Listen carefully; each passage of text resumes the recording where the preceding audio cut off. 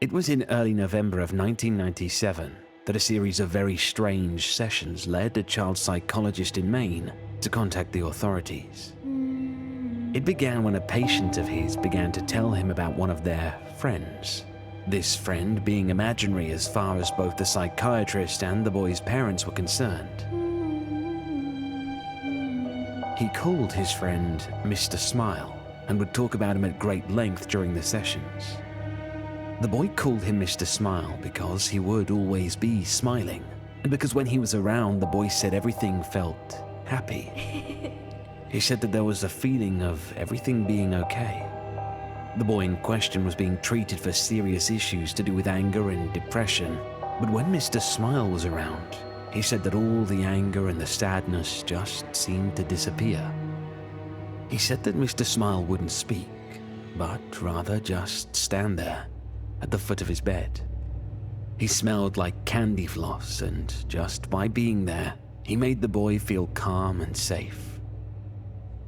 The psychiatrist assumed this imaginary friend was some sort of coping mechanism the boy had developed to deal with the problems at home that had led to his violent temper, and thought nothing much of it. Until another patient, a girl of about 9 years old, also began talking about her imaginary friend, Mr. Smile. And then a boy of 7, and then a boy of 12, and then a girl of 11. All in all, close to 15 separate patients all began to talk to him about Mr. Smile. The first few he put down to coincidence. After all, many children have imaginary friends, and the name and description of Mr. Smile were just generic enough that it didn't concern him too much at first. But as more and more of his patients told him about Mr. Smile, he began to grow concerned. He asked for more details. Every single one of them described him the same way, using the exact same words. Now, there was no way that all of these children could be in contact with each other. There was no way that every single one of these kids could have rehearsed or prepared their statements together. And why would they? Which led him to a deeply disturbing conclusion. He spoke privately with each of the children's parents, one at a time.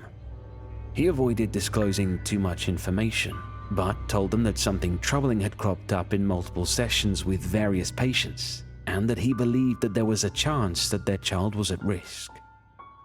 He asked for their permission to discuss matters with the authorities, and of course the parents gave their consent, provided they were kept in the loop as to what was going on. Over the course of the next week, the police came and spoke to the children about their friend. They asked for details about his appearance, which they couldn't seem to describe apart from the smile and the fact that he was not like them. They asked the children how he got into their house. By this point, the psychiatrist, the parents, and the police were all convinced that Mr. Smile was quite real and quite dangerous. The authorities had checked to make sure that there was no known predators living in the area, which they had confirmed was not the case. But it was quite clear that whoever this Mr. Smile was, he was a real person who had been sneaking into the homes of these children at night. None of the children claimed to know how he got in.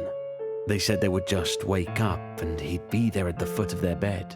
Sometimes they said he would be singing something, but not in English. It sounded like a lullaby, they said. It made them feel safe. Finally, the children were asked to draw Mr. Smile, as they couldn't put into words how he looked. Each and every one of the children picked up a red crayon and proceeded to color the entire page until it was just a rectangle of red. When asked about this, they all insisted that they had drawn Mr. Smile. When asked where his head, arms, and legs were, they would insist that they had drawn those. They claimed that they had drawn a perfect picture of the man at the foot of their bed. And when they were told that they had simply colored in the page and not drawn anything at all, they all became deeply angry, feeling that they were being accused of lying and insisting that what they had drawn was a picture of the man they had seen. Acting more on a hunch than anything else, the psychiatrist decided to show one of the colored rectangles to the various children and asked them what it was. Each and every one of them, with no knowledge of what the picture was supposed to be or who had drawn it, replied that it was a picture of Mr. Smile. Cameras and baby monitors were placed in the children's rooms, and many of the parents simply stopped sleeping altogether, staying up all night staring at the screens that displayed where their children slept. At no point did anyone enter or exit the bedrooms. No sounds except for them snoring or occasionally talking in their sleep were heard over the baby monitors. There was no sign of Mr. Smile. After almost 2 weeks of this, many of them began to doubt that Mr. Smile had ever existed. Other psychiatrists since had put the whole thing down to some strange shared delusion that, while it couldn't be explained yet, didn't have any basis in reality. Some suggested that maybe this whole Mr. Smile thing had its basis in a TV show, or a film that the children had all watched, leading them to all dream up something similar. Then one of the boys went missing. The camera in his room had gone dead at around 2 a.m. His mother had run in to check on him, only to find his room empty. It had literally taken her less than a minute to run to his room. There was no possible way for him to leave and be out of her sight in the time it took her to leave her bedroom and run towards his. But he was gone. She said there was a strong smell of cotton candy in the room. The search for the boy turned up nothing. No one had seen anything strange or unusual around the home before or during the disappearance, and no trace of him was ever found. It was less than a week later that one of the girls who had spoken of Mr. Smile vanished as well. Then another of the boys. One by one, each of them began to disappear, until only 4 remained.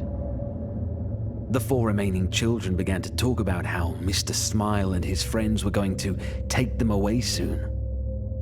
When asked about these friends, the children talked about how Mr. Smile lived with the other smiling men in the happy place, and that Mr. Smile would take them there soon. They said that there were lots of people there already, and that in the happy place, everything was beautiful. They said that they knew about it because Mr. Smile talked to them in their heads, because he couldn't talk like other people did, and that Mr. Smile would show them pictures in their heads of the place they were going. Things began to get increasingly disturbing. After a few weeks, the children began complaining of headaches and nausea.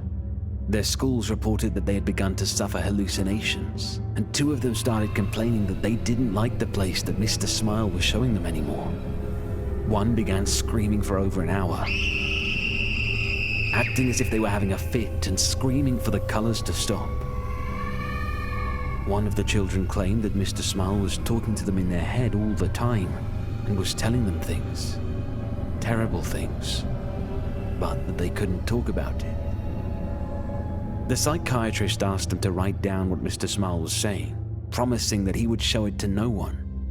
Managing to gain the trust of one of the boys enough that he agreed. The contents of the book are known only to him and the authorities, but whenever anyone involved has been asked about it, they just get quiet and quickly find an excuse to change the subject. The children stopped sleeping.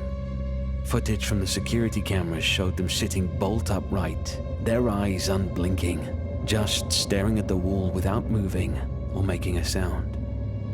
Sedatives did nothing.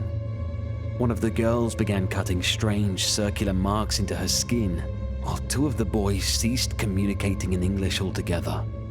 The language they spoke was never identified, and despite numerous linguists being asked to listen to them, they could not translate what they were saying. By the start of 1999, all 4 of the children had vanished into thin air. There was no trace of who took them. Searches have turned up nothing to this day, with no indication of where they are or whether they are even dead or alive. No suspects have ever been found. All of them appeared to simply vanish into thin air, much like the others, all of whom also remain missing. Their disappearance is still unexplained.